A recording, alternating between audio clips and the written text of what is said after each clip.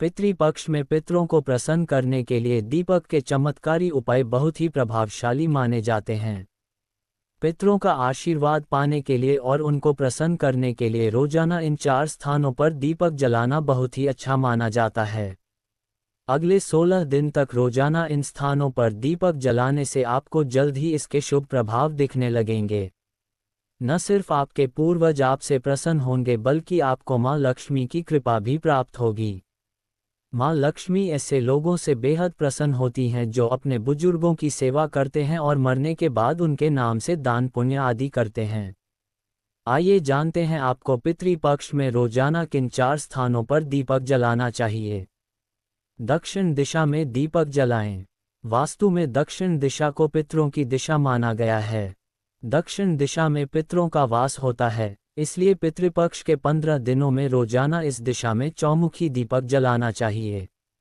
इससे पितृ प्रसन्न होते हैं और पितृ दोष से मुक्ति मिलती है।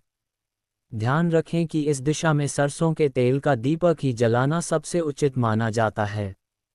दक्षिण दिशा को यमराज की दिशा माना जाता है, इसलिए इस दिशा में सरसों का तेल दीपक जलाने का खास महत्व माना गया है।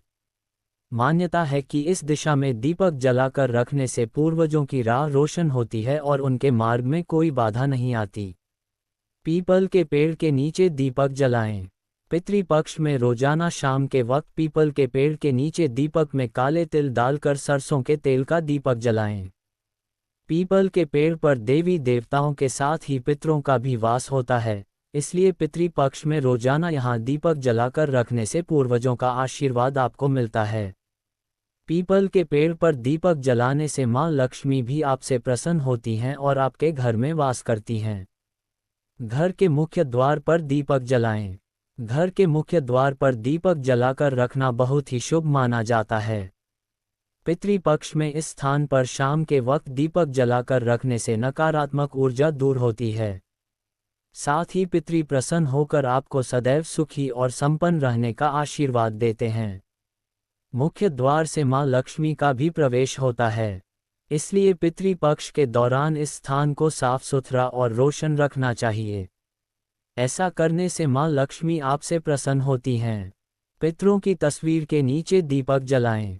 घर में जिस स्थान पर आपने अपने पितरों की तस्वीर लगा रखी हो उस स्थान पर आपको दीपक जरूर जलाना चाहिए। अगर आपके घर में तस्वीरों के नीचे दीपक जलाकर रखने की व्यवस्था न हो तो आप अपने पूर्वजों की तस्वीर पर दिया उतारकर इस दीपक को दक्षिण दिशा में रख दें। इस उपाय को करने से आपके पितरों की कृपा सदैव आप पर बनी रहती है और आपके घर में कभी अन्न और धन की कमी नहीं रहती है। ईशान कोण में भी जलाएं दीपक। ईशान कोण में भी जलाएं दीपक।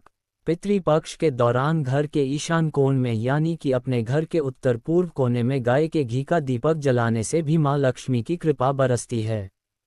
इसके अलावा शाम के वक्त किचन में पानी के पास दीपक जलाने से भी पितरों का आशीर्वाद मिलता है और आपके घर में उनकी कृपा आती है। इस उपाय को पूरे 15 दिन लगातार करने से आपके घर में सुख और सुविधाएं बढ़ने के साथ ही जीवन में सुकून शांति स्थापित होती है। मित्रों, आज हम आपको बताने जा रहे हैं पितृपक्ष में जाने वाले उपाय। 1. पहला उपाय, परिवार के सभी सदस्यों से बराबर मात्रा में सिक्के इकट्ठे करके उन्हें मंदिर में दान करें। मतलब ये कि यदि आप अपनी जेब से 10 का सिक्का ले रहे हैं तो घर के अन्य सभी सदस्यों से भी 10-10 के सिक्के एकत्रित करने उसे मंदिर में दान कर दें। यदि आपके दादाजी हैं तो उनके साथ जाकर दान करें। ये दान गुरुवार को करें। 2. दूसरा उपाय, 16 दिनों तक लगातार कौए, चिड़िया, कुत्ते और गाय को रोटी खिलाते रहना चाहिए। उक्त चारों में से जो भी समय पर मिल जाए उसे रोटी खिलाते रहें। 3.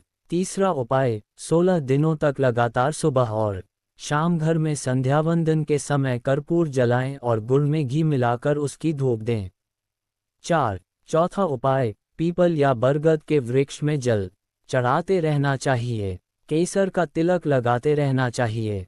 विष्णु भगवान के मंत्र जाप, श्रीमद् भागवत गीता का पाठ करने से पितृदोष चला जाता है। एकादशी के व्रत रखना चाहिए कठोरता के साथ। 5. पांचवां उपाय, पितृपक्ष में प्रतिदिन नियमित रूप से पवित्र नदी में स्नान करके पितरों के नाम पर तर्पण करना चाहिए।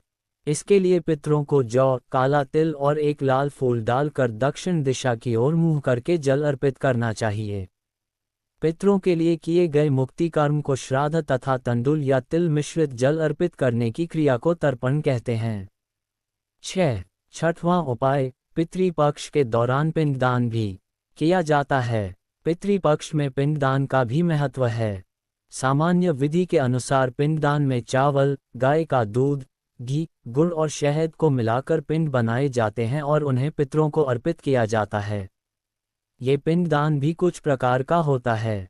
धार्मिक मान्यता है कि चावल से बने पिंड से पितर लंबे समय तक संतुष्ट रहते हैं।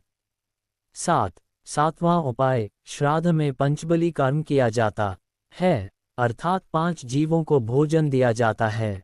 बलि का अर्थ बलि देने नहीं बल्कि भोजन कराना भी होता है।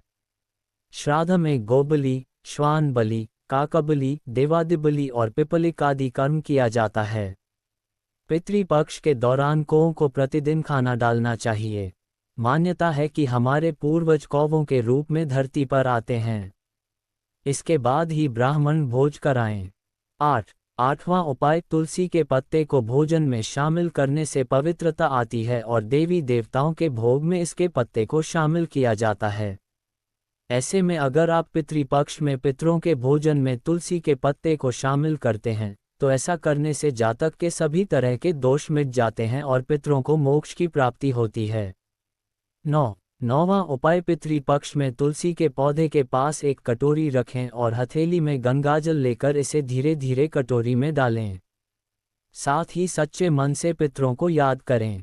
पितरों के नाम का 5 से 7 बार जप करें। इसके पश्चात इस जल का पूरे घर छिड़काव करें। मान्यता है कि इस उपाय को करने से घर में उत्पन्न नकारात्मक ऊर्जा से छुटकारा मिलता है। इस उपाय को विधिपूर्वक करने से साधक को शुभ फल की प्राप्ति होती है। 10वां उपाय, अगर आप जीवन में पैसों की कमी का सामना कर रहे हैं तो तुलसी के पत्तों को एक लाल रंग के कपड़े में बांधें और इसे तिजोरी या पर्स में रखें। माना जाता है कि इस उपाय को करने से धन आगमन के रास्ते खुलने लगते हैं और आर्थिक तंगी से छुटकारा मिलता है। प्यारे दर्शकों, इस वीडियो के अंत तक बने रहने के लिए आपका बहुत बहुत धन्यवाद। अगर आपको यह वीडियो पसंद आई है तो कृपया हमारे वीडियो को लाइक करिए, शेयर करिए।